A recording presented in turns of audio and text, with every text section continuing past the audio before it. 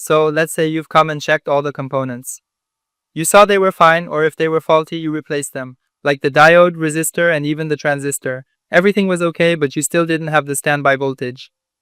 This means your transformer has a problem. Of course, you're also familiar with the transformer testing method. When you see you have an input voltage, meaning we have voltage right up to the transformer's input pins, but no voltage after the transformer, this indicates that the transformer itself is indeed faulty, and you can quite easily test it using this method. Once you proceed to replace the transformer, your issue will undoubtedly be resolved.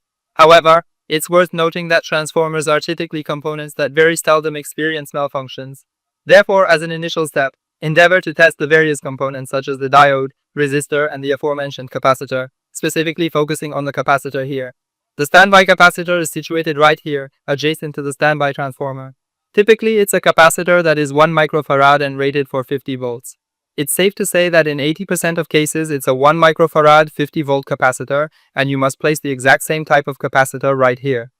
Given that this capacitor here functions as both a startup capacitor and a frequency filter, it's really best that you use a capacitor of the exact same value and not exceed it, so that's 1 microfarad. 50 volts is what you should put in. Sometimes it might be 4.7 microfarads, and other times it could be 10 microfarads. Just replace the capacitor with the exact value written on it.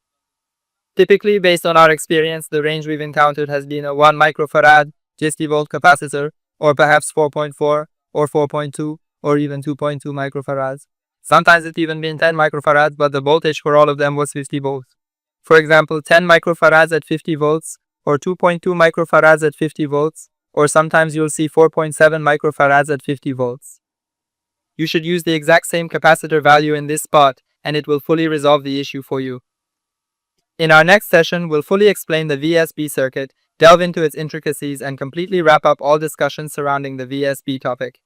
I will also detail the symptoms of a VSB circuit failure so that we can understand the signs a power supply unit displays when its VSB circuit is faulty, and how to discern if the VSB circuit is indeed the problem. As previously stated at the start of this VSB circuit tutorial, our initial action is to plug in the power supply, only to discover that it fails to power on. Our first move should be to measure the VSB circuit voltage. Using the method you learned here in this series, if you have the VSB voltage but the power supply unit doesn't turn on, well, that's related to the switch circuit, and we'll have to go through the next steps, which you will learn. But if you don't have the VSB voltage, that's the 5 volts on the purple wire. And the green wire, you don't have it. This means only the VSB circuit is faulty, and you should only be concerned with the VSB circuit. Don't go looking at any other component.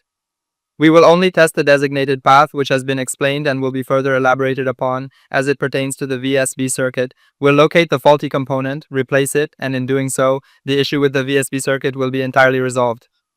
Okay, so that's the VSB circuit we've learned about so far. You saw the steps we took, how we tested, and which components we replaced here. The task you should undertake is to acquire a faulty power supply unit and then diligently practice your repair skills on that very unit. You see, practice is one of the paramount issues that determine everything. It determines how much your skill in power supply repair will improve. Practice so much that you might even get your hands dirty with many components. The power supply might buzz or go out, on or off, it doesn't matter. The important thing is to have 1 or 2 faulty power supply units and just practice on them. The topic of power supply units is truly engaging and presents no particular difficulty. It's remarkably clear and straightforward, therefore it's precisely the opposite of what one might assume. Its outward appearance may seem overwhelmingly intricate, leading someone unfamiliar with power supply repair to believe they are confronting a highly complex circuit. However, a power supply unit is not at all complicated. In fact, it adheres to a very general, straightforward, and fundamental principle, which you are currently grasping. You will discover its simplicity, and with just a bit of practice, you can achieve mastery in power supply repair. Alright, that concludes this session on the VSB circuit. In our next session, as previously stated, we aim to thoroughly and graphically illustrate the VSB circuit for you. You will gain a comprehensive understanding of its various sections, learn the necessary steps for troubleshooting, discover how to precisely identify its components, and understand which specific components are exclusively dedicated to the VSB circuit, among other things. We will also describe the faults of the VSB circuit and the symptoms the power supply shows you. Alright, after we had reassembled the power supply and tested it, you could see that the standby voltage was indeed present. Now it's time to conduct another test using the power supply tester to verify whether it powers on or not. I'll get the power supply tester all set up and ready to go. Then I'll connect the 24-pin connector, or if it's an older one, the 20-pin socket, right here to the power supply, exactly like this. And I'll go ahead and flip the power switch. Alright, now you can clearly see that the power supply has indeed turned on. However, both the positive 12-volt line and the 5-volt VSB are blinking or flashing, indicating that their voltage levels are currently too low.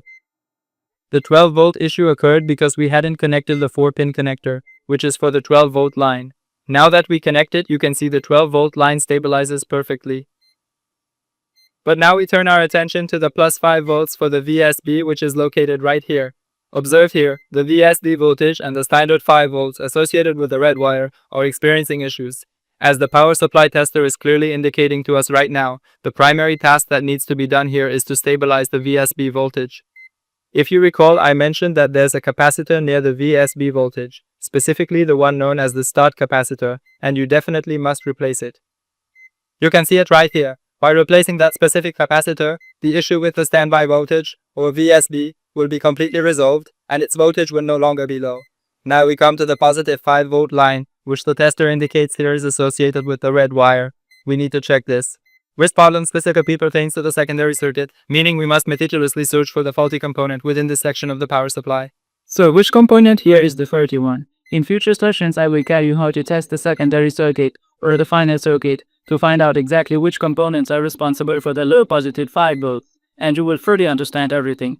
So, as you can plainly see, the power supply has fully started. You can also observe the power supply fan rotating right here. Our power supply is completely up and running, healthy and operational. This is how we fix the standby circuit problem, and you can see the power supply started up. If you've resolved the standby circuit issue but observe that the power supply still refuses to initiate or power on, then the problem lies with the switch circuit, which we have previously discussed briefly. However, as mentioned, we will dedicate an entire section specifically to the switch circuit and its troubleshooting. Just as we did with the standby circuit, we will meticulously troubleshoot the switch circuit, component by component, so that you can thoroughly understand precisely where the fault lies within the switch circuit and exactly how to rectify it. Therefore, we will power off the power supply accordingly. In this manner, you've now learned how to effectively repair, troubleshoot, and even commission the standby circuit.